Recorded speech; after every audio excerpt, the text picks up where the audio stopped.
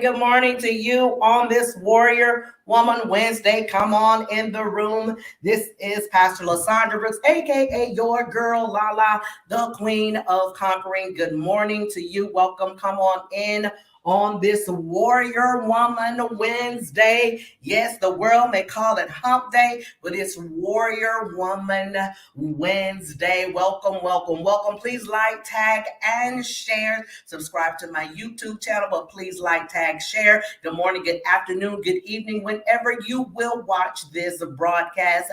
We want to celebrate Warrior Woman Wednesday on today, and I just want to come on and celebrate the caregivers. Yes, we know that it is Breast Cancer Awareness Month. It is also Domestic Violence Month, but breast cancer awareness and healthcare, I want to salute the caregivers on today, the women that are on the front line, the women that are standing in the gap, the women that are helping, that are assisting, that have laid down their own lives to care for someone else. And yes, we know that we have home health care providers, those that are physically or monetarily, shall I say, being paid for their service. It's their job.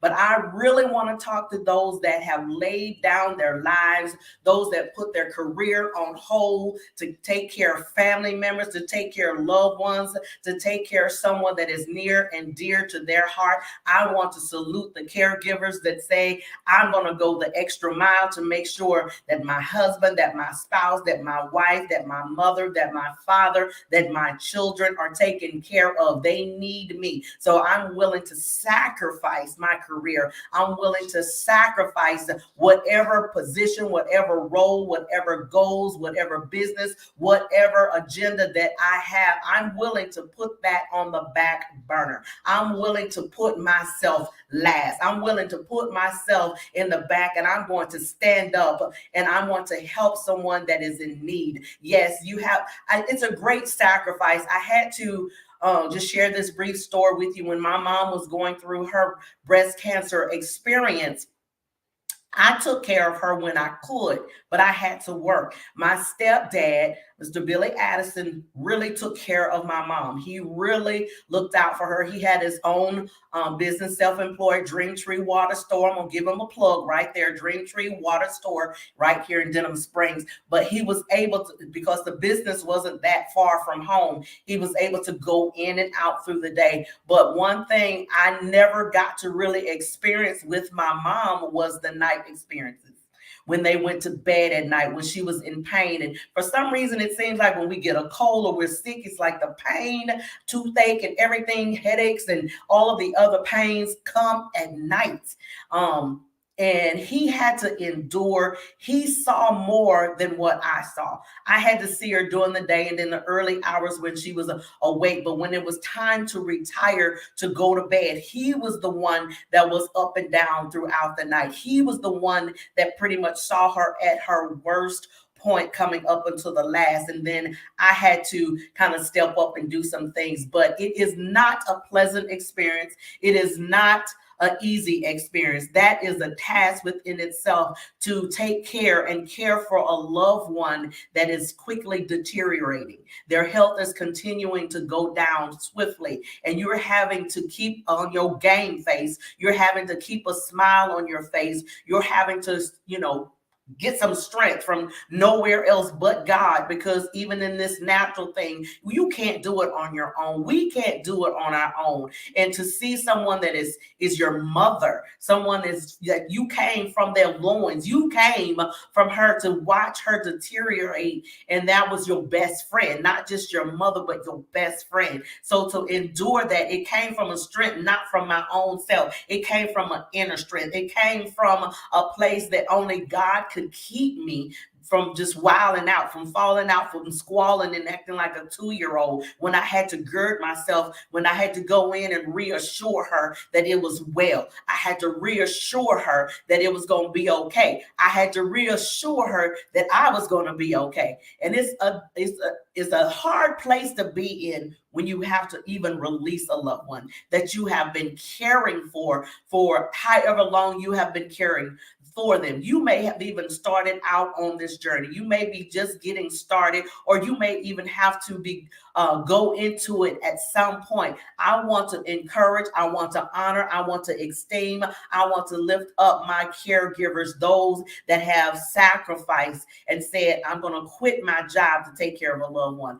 I'm going to stand, I'm going to kneel in prayer, I'm going to intercede on their behalf, I'm going to change their diapers, I'm going to wash them up, I'm going to clean them up, I'm going to change them, I'm going to comb their hair, I'm going to wash their face, I'm going to brush their teeth, I'm going to give them their medicines, I'm going to be there through the thick and through the thin, when they're feeling better, when they're not feeling at their best, when they're being honoring, when they're being lashing out at you, and you still got to stay there.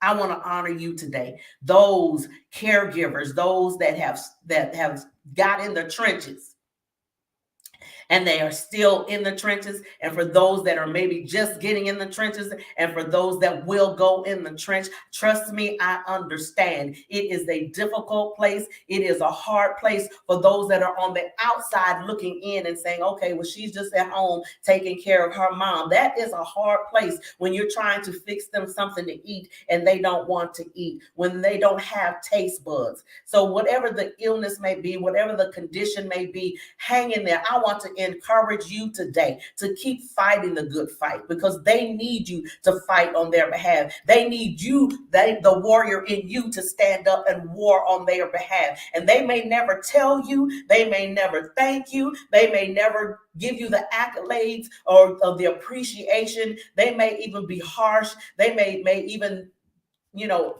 some people, just depending on what there is, they may have Alzheimer's, they don't even know you. Do you know how that feels to be in someone's presence that you've been with 20, 30, 40, 50, 60 years, and they don't know you? They have no clue who you are, and you're still there. No matter how harsh they're talking to you, you're still wiping the slob. You're still wiping their mouths when they've dropped food all over the place, when they've lashed out, when they've wandered off, and you're trying to find them, and you're running around like you're losing your mind, and you think sometimes that you are losing your mind. Come on, I want to talk to you all this morning. I want to encourage you to stay in the fight. Don't give up. Yes, you may have to go in the closet. You may have to steal away to the restroom. You may have to step out of the room, and you may have to shed a few tears. It does not mean you're a warrior. It does not mean that you are inhuman. It simply means that you are human, that you have emotions, that you have feelings. God gave them to you. And there is nothing wrong with you shedding a tear. There is nothing wrong with you crying. Be encouraged on today, on this Warrior Woman Wednesday. I'm talking to my caregivers. I'm talking for those that are in there up close, live, and personal, and they're seeing the good, and they're seeing the bad, and they're seeing the ugly. Be encouraged on today on this Warrior Woman Wednesday. I salute you. I celebrate you, and I thank you for staying in the trenches. I love you guys. This is Lysandra Brooks, AKA your girl, Lala, the queen of conquering. You guys go and conquer on today. Be blessed. And I will see you on Friday with our affirmation. So join me back here on Friday. I'll be looking for you. You all have a blessed and a wonderful Warrior Woman Wednesday, because you are a woman, a warrior.